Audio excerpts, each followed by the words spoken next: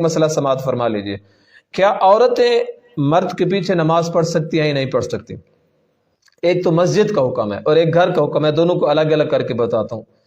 مسجد کے اندر اگر عورتیں ان کے لیے پردے کا نظام ہے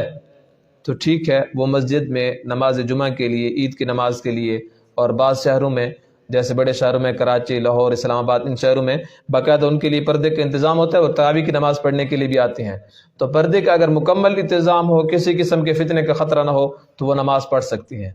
گھر میں گھر کی وہ عورتیں جو محرم عورتیں ہیں وہ بھی اپنے مرد کے پیچھے پڑھ سکتے ہیں۔ مثلا کبھی کبھی انسان جماعت کی نماز سے رہ جاتا ہے تو وہ اپنے گھر میں جماعت کرا لیں، جماعت کے ثواب ہو جائے گا۔ اپنی بیوی ہو گئی، بہن ہو گئی، بیٹیاں ہو گئیں، یہ سارے جن کے ساتھ نکاح حرام ہے، یعنی بیوی تو وہ تو بیوی ہو گئی، وہ تو غیر محرم میں نہیں آتی، باقی جو محرم عورتیں ہیں یعنی جن کے ساتھ نکاح جائز نہیں ہے، بیٹی ہو گئی، بہن ہو گئی، ماں ہو گئی، وہ پیچھے کھڑی ہو جائیں اور نماز پڑھ سکتی ہیں۔ اگر مرد نہ بھی ہوں پیچھے صف بنا دیں، اور اگر صرف ایک مرد ہو